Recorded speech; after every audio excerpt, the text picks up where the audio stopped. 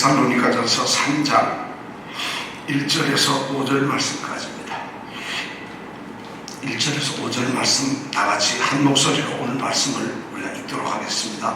오늘 말씀은 어려운 게 없으니까 여러분들 오늘 말씀 가운데서 교회는 뭔가, 우리 성도들은 핍박이나 어려움이 있으면 어떻게 우리 자신을 지켜야 하는가 하는 말씀을 오늘 1절부터 5절 말씀 속에서 우리가 찾기를 원합니다. 다 같이 한 목소리로 읽겠습니다.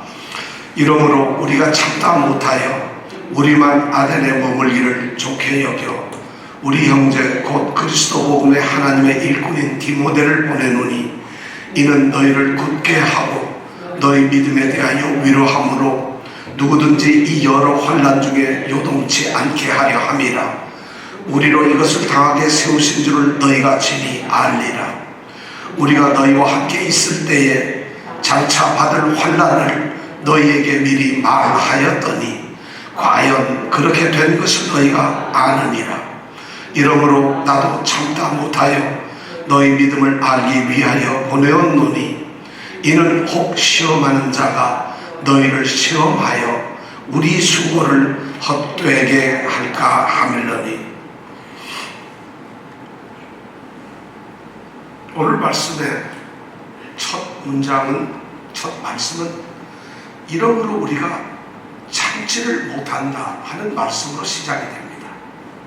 그리고 5절에도 보면은 이러므로 나도 참지를 못한다, 우리도 참지 못하고 바울 자신도 참지 못한다는 것입니다.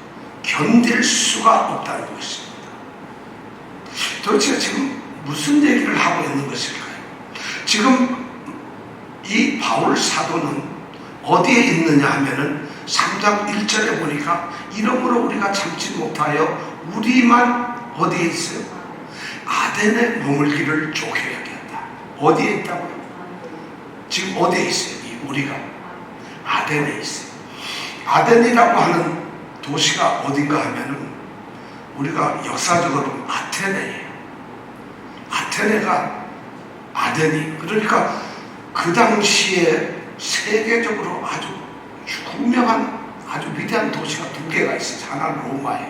로마는 정치적, 군사적인 이런 도시예요. 그걸로는 뭐 세계 최고죠, 그 당시에. 그리고 이 아테네는 문화와 종교와 예술과 뭐 철학과 이런 사상적, 이런 문화적인 걸로는 당대 최고의 도시예요. 바로 이 아테네에 지금 바울과 실라와 디모데가 있습니다. 근데 이 과정이 이렇습니다. 근데 뭐 때문에 이렇게 참지 못하고 있느냐? 아테네에 있는데 왜 이 바울 사도는, 이 팀들은 도저히 견딜 수 없는 그런 마음을 가지고 있느냐? 우리가 그 배경을 좀 알아야 됩니다. 데살로니가에서 복음을 전하고 데살로니가에서 그들이 사역을 할 때에 거기에서 자신들의 복음을 전하는 사역을 완전하게 반대하는 사람들이, 유대인들이 있었어요. 이 유대인들이 바울과 실라와 디모데가 복음을 전하는데 철저하게 핍박을 했어요. 그러다 보니까 복음을 전하러 가서 오래 전하지 못하고 겨우 3주를 복음을 전한 다음에 거기에서 도망을 가게 됩니다. 도저히 거기 있지 못하게 되니까 밤중에 형제들이, 이 데살로니가에 있는 형제들이 몰래 빼어돌립니다. 피신을 하게 돼요. 어디로 갔느냐 하면 베레아라고 하는 데로 갔어요. 데살로니가에서 베레아라고 하는 데로 갔는데 베레아에 가서 이제 다시 또 복음을 전합니다. 셋이서 복음을 전하는데 거기 사람들이 하나님의 말씀을 잘 받아들이고 있어요. 근데 문제가 생겼어요. 데살로니가에서 그렇게 박해하던 유대인들이 바울 선교팀이 베레아에 내려가서 또 복음을 전한다는 소식을 그 유대인들이 들은 것이에요. 그러니까 그 박해하던, 핍박을 하던 유대인들이 단체로 베레아까지 내려옵니다. 그래서 베레아에서 다시 바울과 이 팀을 박해를 하고 거기서 쫓아냅니다. 얼마나 급박했는지 실라와 디모데는 피신을 못하고 바울만 밤중에 이 베레아에서 도망치듯이 바닷가로 나가가지고 배 타고 도착한 곳이 어디냐면 바로 이 아테네예요. 지금 바울만 혼자 아테네에 와 있어요. 도망와 있어요. 그러니까 이 바울의 심정이 어떻겠어요? 실라와 디모데는 지금 베레아에서 어떻게 되었을까? 그 생각에 사로잡히면 어쩔 수가 없죠. 그러니까 자기를 데려온 이 믿음의 형제들한테 빨리 실라와 디모데를 나 있는 에덴으로 빨리 데려와라. 아덴으로 빨리 데려와라. 이렇게 명을 합니다. 그래서 둘이 내려옵니다. 사실 이 바울은 베레아에 잠깐 머무면서 어쩌면 데살로니가에서 너무 급히 떠났기 때문에 다시 데살로니가에 가서 거기에서 신앙을 받아들인, 믿음 복음을 받아들인 그 사람들에게 더 오랫동안 복음을 전하고 싶었던 마음이 있었을 거예요. 그런데 지금 떠나온 이 바울을 향해서 데살로니가에 있는 유대인들이 데살로니가 교회 성도들을 향해서 뭐라고 얘기하느냐면 바울이 가르친 복음이 도대체 뭐냐? 바울은 왜 밤에 도망을 몰래 갔느냐? 그리고 바울은 도망가서 왜 나타나지도 않느냐? 그리고 바울은 도대체 너희와 무슨 사랑이 있다고 너희들은 그렇게 바울을 쫓느냐? 뭐 이렇게 비방을 하면서 핍박을 합니다. 그들이 베레아까지 내려와서 그렇게 핍박을 하고 나니까 지금 바울이 정신이 없죠. 그런데 바울에게는 그 데살로니가를 꼭 생각하고 거기에 가서 다시 복음을 전하고 싶은 간절함이 있어요. 그래서 혼자 내려와서 있을 때 이제 실라와 디모데가 베레아에서 내려옵니다. 그러니까 지금 그러한 상황에서 이 지금 바울이 도저히 견딜 수가 없어요. 데살로니가에 있는 성도들을 생각하면 자신이 그렇게 3주 만에 그냥 밤에 피하듯 피신했던 그 데살로니가, 거기에 있는 성도들이 도대체 어떻게 믿음 생활을 하고 있을까? 그들이 도대체 얼마나 지금 실망에 빠져서 또는 답답함과 두려움에 빠져서 핍박을 받고 있을까? 이런 생각을 하니까 견딜 수가 없어요. 그래서 우리는 지난주에 2장 17절 18절에서 말씀을 배웠어요. 형제들아, 우리가 잠시 너희를 떠나 있다. 떠난 것은 더군다나 몸만 떠나 있는 것이 마음은 너희들하고 같이 있다. 나는 마음은 언제나 거기 있지만 지금 몸이 어쩔 수 없이 와 있지만 너희들한테 다시 얼굴을 보고 싶고 너희들을 찾아가고 싶다. 그래서 열정적으로 하도 내가 힘을 쓰고 있다. 그래서 내가 한 번, 두 번 너에게 가려고 했는데 이 대적자들이 우리를 막았다는 것이죠. 이런 마음을 이미 편지로 2장 17절 18절에서 이야기한 이 바울이 도대체 데살로니가만 생각하면 견딜 수가 없어요. 생각해보세요. 이 믿음의 이 복음 사역자가 겨우 3주 가르치고 나서 그것도 박해하는 자 때문에 밤중에 몰래 피신을 했으니 그 데살로니가 성도들이 눈에 아른거립니다. 복음을 전하고 싶은 강한 충동이 있습니다. 그리고 그들에 대한 염려도 있습니다. 그들을 또 더 잘 세우고 싶은 간절함도 있습니다. 그러니까 지금 그것을 못 견디겠어요. 도망 나와서 자신이 얼마나 겁이 나는 거예요. 더군다나 베레아까지 잡으려고 쫓아온 그 유대인들이 살고 있는 데살로니가이니까 얼마나 두렵겠어요. 그래서 바울과 이 일행들은 회의를 하는 것 같아요. 그래서 바울과 실라는 그냥 아테네에 잠깐 머물러 있고 디모데를 먼저 보내기를 결정을 합니다. 디모데가 제일 어려요. 그리고 디모데는 바로 이 요번 선교 여행 때 픽업을 해서 데리고 온 사람이에요. 실라는 예루살렘 교회의 선지자예요. 예루살렘의 그 본래 최초의 그 본 교회의 선지자예요. 바울은 하나님의 사도예요. 그런데 이 디모데는 지금 요번 전도 여행길에 픽업을 해서 데리고 온 나이 어린 젊은 청년이에요. 그런데 데살로니가로 그를 보내는 거죠. 여러분, 바울이 어때요? 너무 심하지요. 자기가 가든가 그렇게 위험한데 자기는 도망하고 와서 지금 디모데를 보낸다는 것이. 왜 그랬을까? 성경에는 뭐 그 이유를 말하고 있지 않지만 우리가 생각할 때 이렇게 생각할 수 있을지 모르겠어요. 바울은 아테네에 있어. 이 아테네에서 그 다음 복음 사역지 어디냐면 고린도로 내려갑니다. 그러니까 바울은 계속 복음을 전해야 되는 것이고 지나왔던 데 상황을 알고 그들을 격려하고 하는 일을 디모데에게 맡길 수 있다고 생각을 했어요. 그리고 디모데는 젊어요. 더군다나 중요한 것은 디모데는 아버지가 바로 이 그리스 사람이에요. 헬라 사람이에요. 바울이나 신라는 유대 사람이에요. 그러니까 동양 사람이라는 것이죠. 근데 디모데는 아버지가 헬라 이 유럽 사람이니까 그들한테 가도 표시가 좀 안 날지 모르겠어요. 아마 제가 이제 상상을 해보는 거예요. 그런 거 아니겠나. 그리고 디모데를 거기에 보내기를 바라고 그 다음에 조금 디모데를 보낸 다음에 바로 이 바울은 신라를 빌립보로 보냅니다. 데살로니가로 보내고 빌립보를 보내고 그리고 자신은 고린도로 혼자 내려갑니다. 자, 이렇게 결정을 했어요. 그러면서 지금 바울이 편지를 쓰는데 데살로니가 교회에 아마 편지를 줬겠죠. 근데 그 편지를 디모데가 들고 갑니다.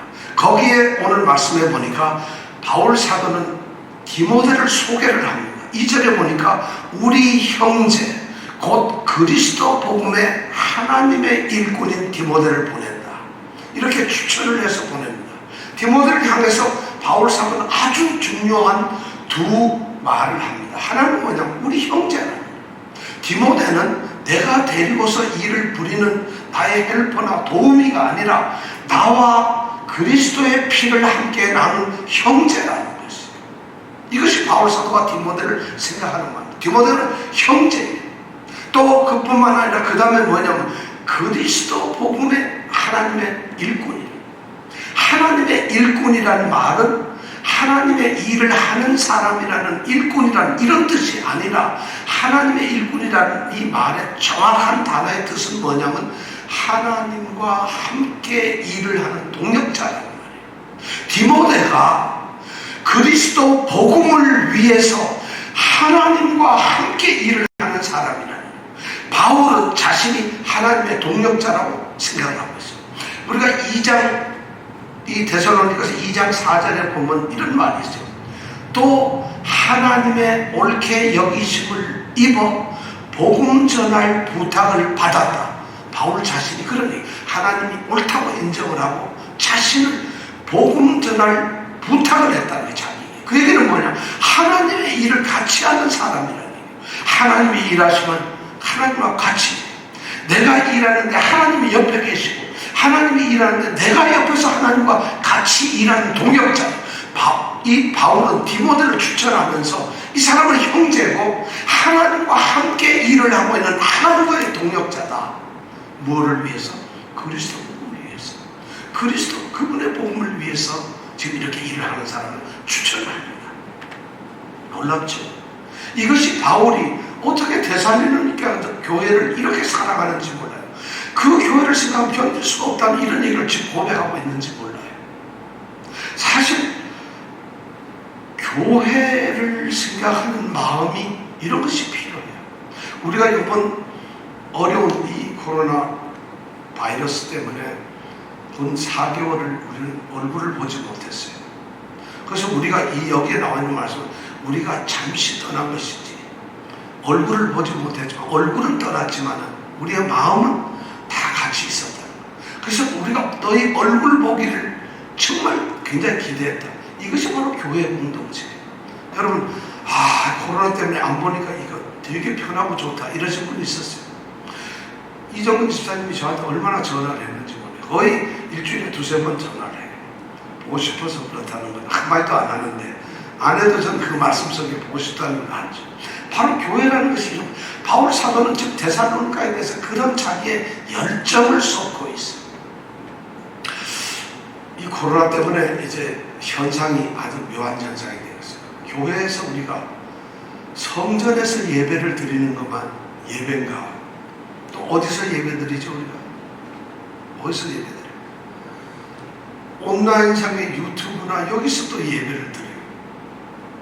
그럼 이것도 예배고 예배인데, 그럼 온라인의 예배와 성전에서 예배는 뭐 똑같은 거 아닌가? 그러다 보니까 교회 뭐하러 가? 온라인에서 예배를 드리면 되지. 그래서 온라인 예배를 또, 그리고 요즘 젊은 목사님들 또 뭐 좀 앞서 나가신다는 큰 교회 목사님들은 온라인 예배를 활성화해서 온라인, 앞으로 시대가 이제 온라인화 되니까 예배는 온라인으로 전부 다 해야 된다 이런 얘기를 하는데, 그건 성경을 모르고 하는 말씀이에요.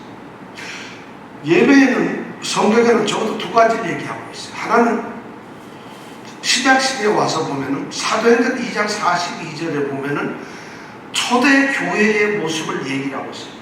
저희가 사도의 가르침을 받아 서로 교제하며 떡을 떼며 기도하기를 전혀 힘쓰니라. 이게 교회의 모습이에요. 예배의 모습이에요. 사도의 가르침을 받아 말씀이 선포되고 서로 교제하며 떡을 떼며 성찬식을 하며 그리고 기도를 하는 것, 전혀 힘쓰는 것, 이것이 바로 예배의 모습인데, 그럼 그 예배의 모습을 어떻게 하느냐? 사도행전 2장 42절에 그렇게 말한 이 누가는 46절에, 2장 46절에 뭐라고 다시 얘기하느냐? 이렇게 얘기하고, 날마다 저희가 마음을 합하여 성전에 모이기를 힘쓰며, 이것이 초대교회의 예배의 모습이었어요.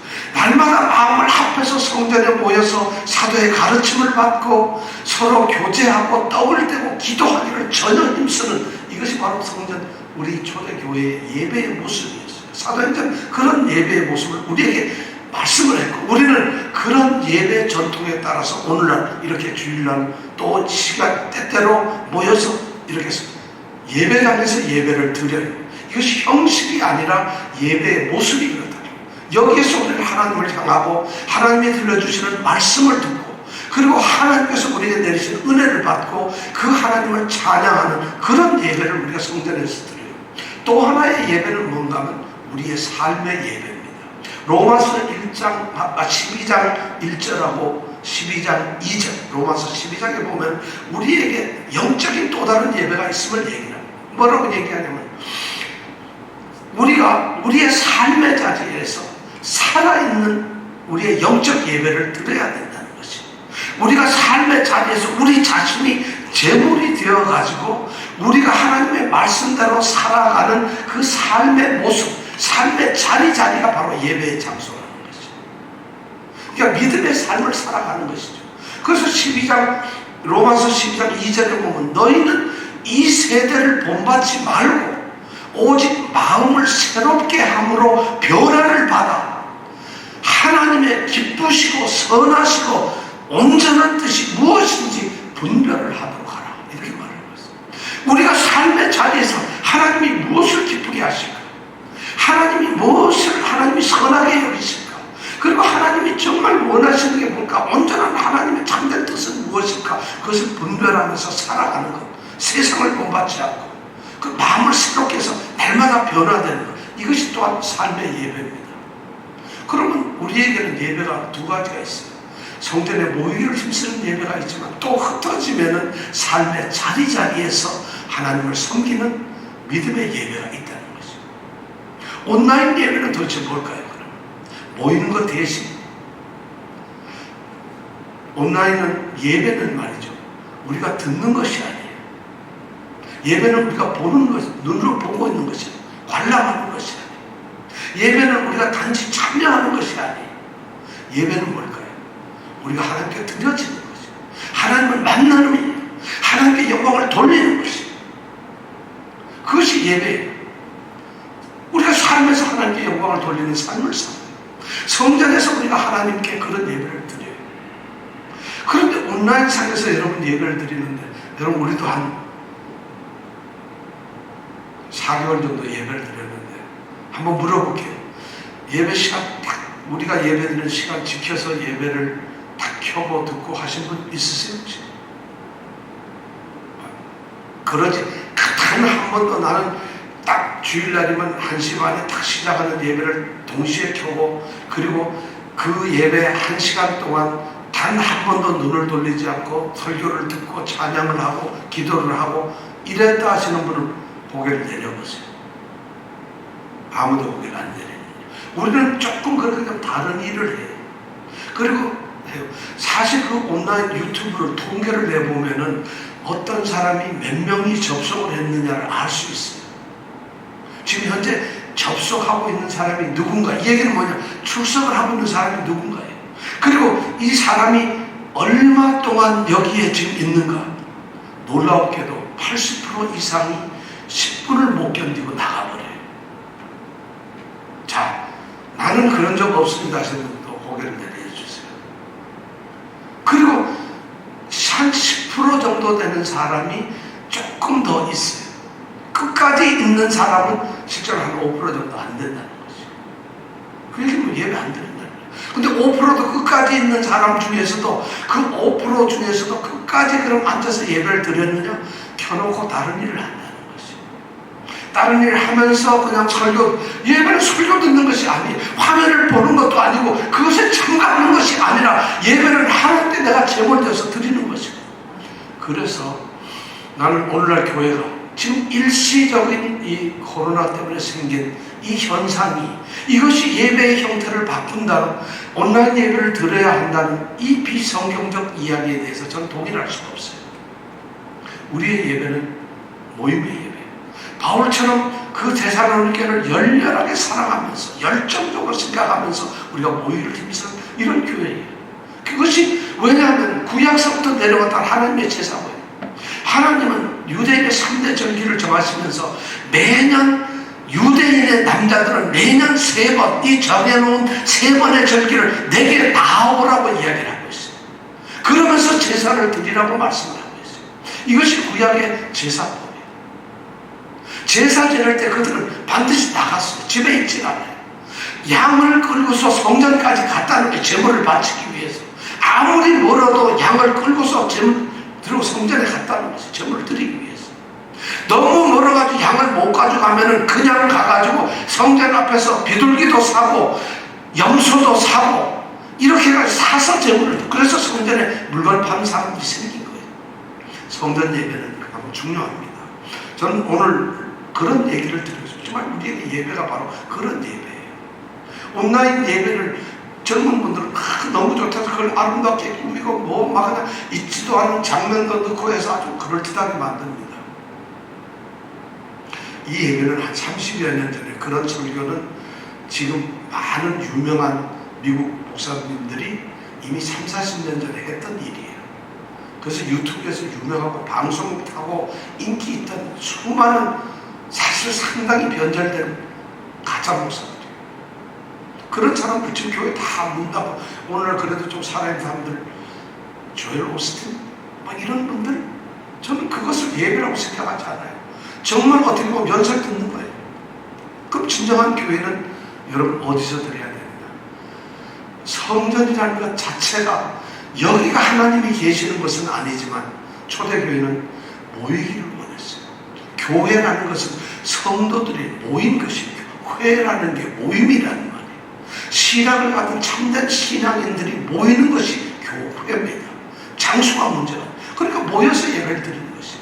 그래서 오늘 이렇게 우리가 예배를 드리는 여러분들을 저는 환영하고, 오늘 예배에 여러분 은혜 받기를 원합니다. 정말 이 예배가 지켜지기를 원합니다. 자, 이렇게 디모데를 이제 파송하고 추천까지 했어요. 디모데를 보낸 이 바울의 속셈, 목적이 있어요. 이 데살로니가 교회를 향한 간절한 소망이 있었어요. 데살로니가 교회를 향해서 바울이 품고 있는 그들을 향한, 정말 그들이 이렇게 되었으면 좋겠다는 소망이 있어요. 그들에 대한 그런 소망이 있어요. 오늘 말씀해 보니까 그것이 한 3개 정도 나오고 있어요. 우선 2절에 보니까 이렇게 나와 있어요. 우리 형제 곧 그리스도 몸의 하나님의 일꾼인 디모데를 보내노니 이는, 하고 나서 이제부터 이유를 말합니다. 목적이 뭐냐면, 이는 첫째가 뭐냐면 너희를 굳게 합니다. 굳게 한다는 얘기는 강건하게 만듭니다. 그들 데살로니가에서 비록 짧은 기간 동안 하나님의 복음을 받아들인 사람들이지만, 그런 성도들이지만, 그들이 가지고 있는 그 믿음을 굳게 한다는 것이에요. 굳게 한다는 얘기는 뭐냐면 믿음의 뿌리를 내리고 믿음이 견고하게 만들고, 그리고 그 믿음이 자라고 성숙하도록 하게 하는 것이, 그것이 바로 바울의 목적이었어요. 그렇다면 교회에서 성도들에게 가장 첫 번째, 가장 중요한 성도들의 목적이 뭐냐? 믿음을 향한 첫 번째 목적은 여러분, 뿌리를 내리는 믿음을 갖는 것이에요. 강건한 믿음을 갖는 것이에요. 데살로니가 성도들에게 지금 필요한 것은 그들이 이 환난 중에서 어떻게 먹고 살아야 하느냐, 이 환난을 어떻게 피해서 도망을 가야 하느냐, 어떻게 숨어 있어야 하느냐, 이 환난이 언제 끝날 것이라 걱정하고 염려하는 것이 아니라, 그것이 아니라 그들에게 진짜 필요한 것은 내가 받아든, 내가 복음을 받고서 가진 이 믿음을 어떻게 뿌리를 내리느냐, 이 환경 속에서 어떻게 지키고 강건하게 견고한 믿음을 갖느냐 하는 것이 그들의 삶의 모습이어야 된다는 것입니다. 바로 바울 사도는 그걸 원합니다. 이는 너희를 굳게 하고, 이것이 첫 번째. 여러분, 믿음을 굳게 하는 방법은 말씀입니다. 말씀을 통해서 우리는 믿음을 굳게 할 수 있어요. 믿음을 굳게 하는 건 말씀 외에는 아무런 방법이 없어요. 말씀을 성령께서 역사해 주세요. 여러분 생각해보세요. 여호와 이레, 창세기 22장 아브라함의 이야기를 우리는 모르면은 그 여호와 이레 사건에서 일어나는 하나님의 역사를 알 수가 없어요. 하나님이 어떤 분이라는 걸 알 수가 없어요. 야곱이 베델에서 야복강에서 하나님을 만나고 기도를 했을 때 그 사건을 모르고 성경을 모르고 우리 다 배웠으니까 우리는 아는데, 그걸 모르면은 그 사건 속에서 하나님이 인간을 향해서 무엇을 하셨는가 우리는 알 수가 없어요. 기브로 타다 아와, 이것이 어디이며 거기에서 어떤 사건이 있었는가를 모르면 우리는 광야에서 하나님께서 이스라엘 백성들에게 무엇을 하셨는지 알 수가 없어요. 오늘 우리의 삶의 환경, 이 어려운 역경과 고난과 환난 가운데서 하나님이 내게 무엇을 해주실 것인가, 무슨 일을 이루어내실 것인가 우리는 알 수가 없어요. 성경 말씀을 모르면은 정작 모르는 거예요. 이스라엘 백성들이 요단강을 건너서 가나안을 점령하려고 여리고 성을 갑니다. 여리고 성에서 있었던 이 여호수아서에 나오는 여리고 성 사건을 무슨 일이 있었는지 모른다면은 우리는 이스라엘이 가나안 땅을 점령하기 위해서 첫 번째 성에 갔던 여리고 성에서 하나님이 무슨 일을 했는지 알 수가 없어요. 우리에게 정말 우리를 가로막고 있는 여리고 성 같은 것이 있다면은 우리의 삶에서 우리가 어떻게 하나님을 의지하고 이겨낼 것인가 우리는 알지 못할 수도 있어요. 하나님의 능력을 모를 수가 있어요. 그 여리고 성에 1500년 뒤에 예수님께서 그 여리고 성을 지나갔어요. 예수님께서 여리고 성을 지나가면서 무슨 일이 있었는가를 우리가 모른다면, 성경을 읽지 않으면 우리는 예수님께서 그 여리고 성에서 옛날 그 여리고 성을 지나면서 거기에서 어떤 일을 하셨는지 모른다면 우리는 예수님의 사랑을, 예수님의 능력을, 예수님이 하신 사역을 우리는 어쩌면 모를 수가 있어요. 성경 말씀을 모르고서도 우리의 믿음이 강건해지고 뿌리를 내리고 우리가 강해질 수 있다. 이건 사탄들이 말하는 거짓입니다.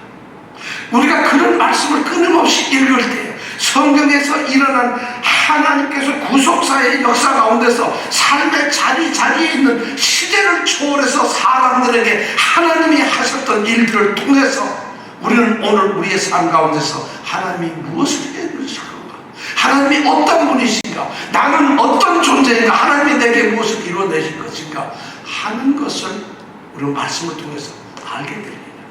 그럴 때에 우리의 믿음이 자라는 것이에요. 하나님을 알게 되죠. 나의 믿음이 견고해지는 거죠. 왜냐하면 그런 것을 아니까 우리는 믿음이 자랄 수밖에 없어요.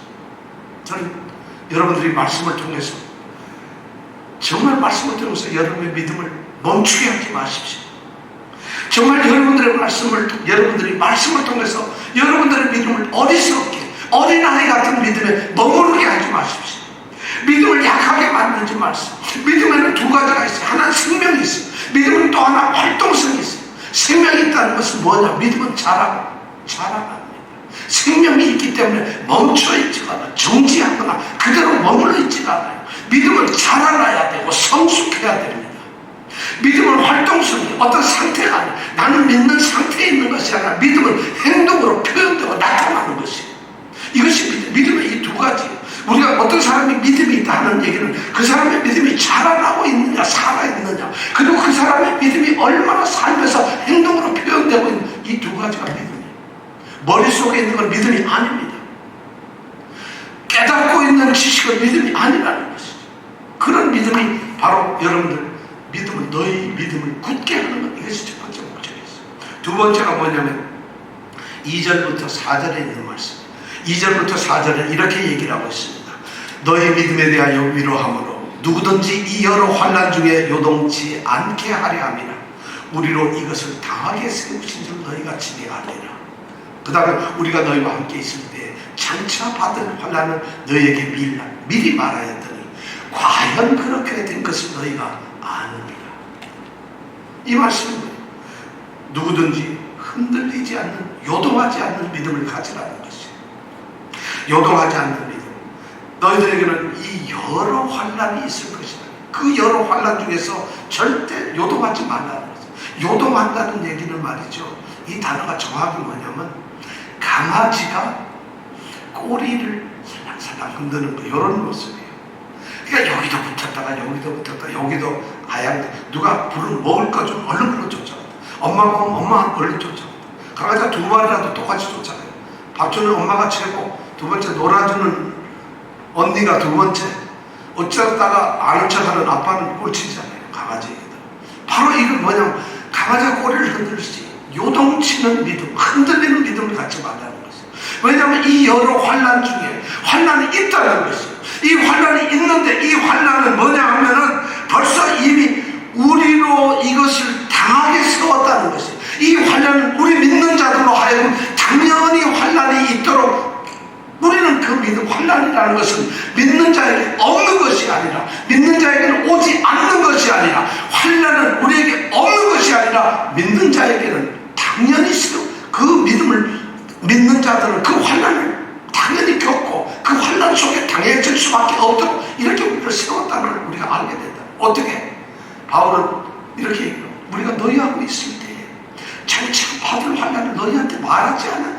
하나님 나라에 들어가고자 하는 자는, 경건코자 한 자는 반드시 환난을 당하리라고 하는 그런 말씀을 이미 듣지 않았느냐. 우리가 너희와 함께 있을 때 장차 받을 환난을 너에게 미리 말하였더니 과연 그렇게 되었다는 것이, 환난을 피할 수가 없는 것이 믿는 자들에게는 당연한 것이. 그러니까 이런 환난이 있더라도 절대로 요동치 말라. 너희의 믿음이 흔들려서는 안 된다. 흔들리지 않는 믿음을 가지라. 믿음에 흔들리지 마십시오. 믿음에 왔다 갔다 하지 마십시오. 믿음에서 떠돌아다니지 마십시오. 믿음을 가지라. 이것이 바울이 데살로니가에 한 두 번째였습니다. 그 다음에 세 번째는 뭐냐? 변치 않는 마음, 변치 않는 믿음이에요. 자, 5절에 보면 이러므로 나도 참다 못해요. 너희 믿음을 알기 위해서, 너희 믿음이 도대체 어떻게 있는가를 알기 위해서 보냈다는 거예요. 디모데를. 뭐를 아는 것인가? 그 다음에 보니까 이는 혹 시험하는 자가 너희를 시험하여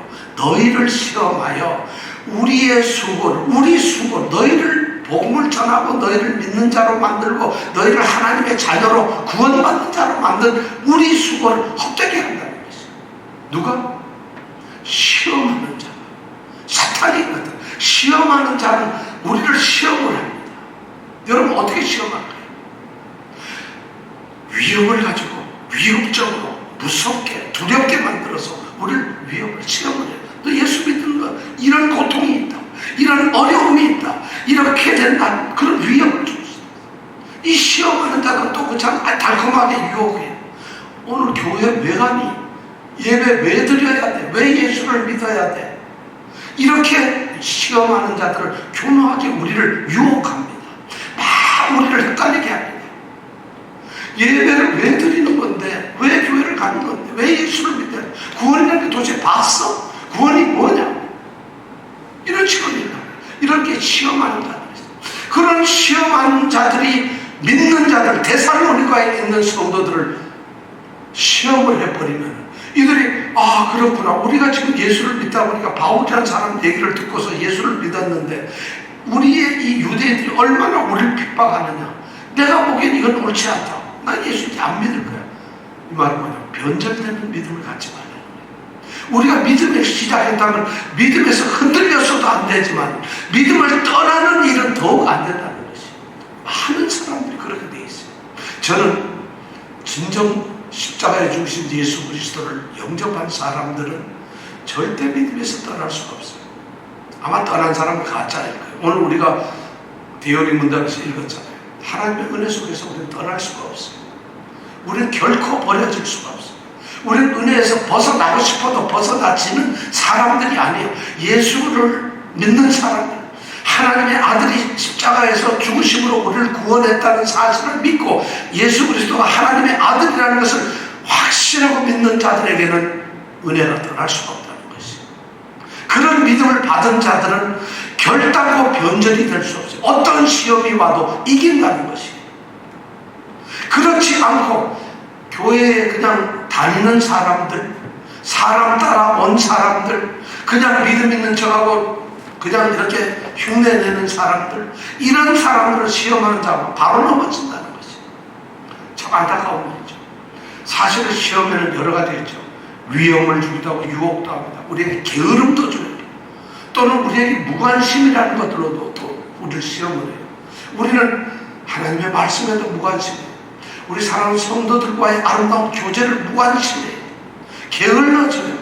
그러고서 그걸 정당하게 핑계대요. 시간이 없어서, 피곤해서. 시간을 100일씩이나 이번에 코로나 때문에 줬는데 100일씩이나 아무것도 못하고 집에 있도록 이 시간을 줬는데 우리가 100일 동안 여러분들 어떻게 보냈어요? 이렇게 많은 시간을 보내겠죠. 그래서 그러다 보면 변절이 됩니다. 변절하지 않는 마음을 달아요. 첫째는 뿌리 깊은 자라는 신앙을 가져라. 또 하나는 바로 요동치 않는, 흔들리지 않는 믿음을 가져라. 또 하나는 믿음에서 돌아서지 마라. 변절되는 믿음을 갖지 마라. 믿음에서 떠나지 마라. 믿음을 변절치 마라. 어떠한 환난이 있더라도 믿음에 굳게 서 있어라. 바로 이 사실 세 가지를 알고 싶어서 바울은 디모데를 보냈다는 것이고, 그렇다면 교회를 향한 바울의 가장 간절한 소망은 뭔가? 그들이 그런 모습으로 신앙생활을 하는가? 그것을 알고 싶은 거예요. 그들이 거기서 핍박을 받아서 누가 죽었고 살았고가 아니에요. 지금 어느 병원에 환자가 많이 났다가 아니에요. 지금 어디에서 사람들이 많이 죽고 있다가 아니에요. 통계가 오늘 몇 명이 죽었다가 아니에요. 오늘 일자리가 있냐 없나가 아니에요.